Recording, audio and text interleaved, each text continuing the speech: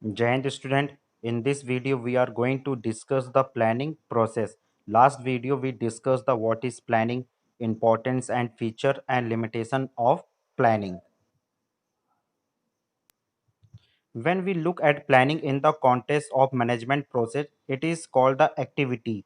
It is being a part of management. But on the other hand, when it is studied separately, it is called a process because to complete this, one has to clear many steps one after the other. So far, the number of steps included in the planning process are concrete. It depends on the size of the organization. Planning is needed in order to solve a problem or take advantage of some profitable situation. A manager make an analysis of the strength and weakness of the enterprises. This analysis keep in mind the internal and external environment of the enterprises.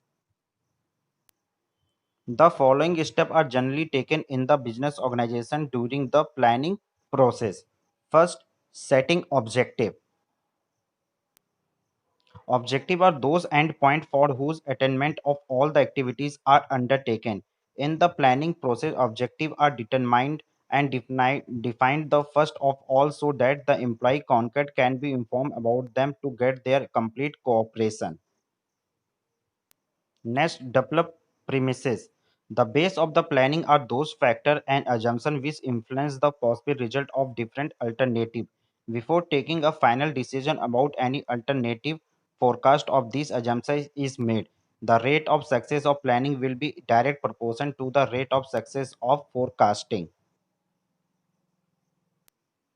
Here premises are two types. First, internal premises, capital, labor, raw material, machinery, etc. And external premises, governmental policy, business competition, taste of customer, rate of interest, rate of tax, etc. Next, identify the alternative course of action.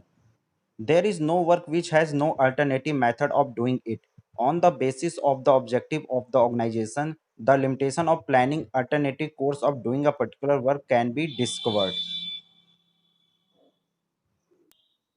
Next, evaluating alternative course. All those alternative course which can up to the expectation of the minimum preliminary criteria are selected for the intensive study. It will be seen as to what extent a particular alternative course can be help in the attainment of the objective of the organization. There is, however, one problem which confronts us while analyzing these alternative course. Every alternative course has its merit and demerits. Next, selecting an alternative. After a careful analysis of different alternatives, the best one is selected. Sometimes the analysis yield more than one alternative course with similar merit.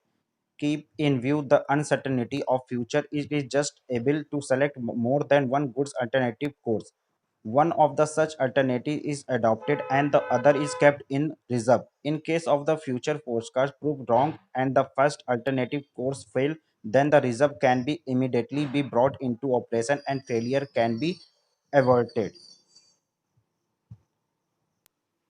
Next, implementing the plan. After having decided the chief plan, the subsidiary plan, they are to be implemented. After implementing the plan, the sequence of different activities has to be decided. In other words, we can say that it is a decide as to who will do particular job and what time be. Next, follow up action. The process of planning does not end with the implementation of plan. Plan are formulated for future which is uncertain. It is the great importance that there is constant review of plans so as to ensure success in uncertain future. The moment there appear to be a change in the assumption on which the plan are based, there should be a corresponding change in the plan also. In this way, we can say that planning is the continuously moving process. Thank you.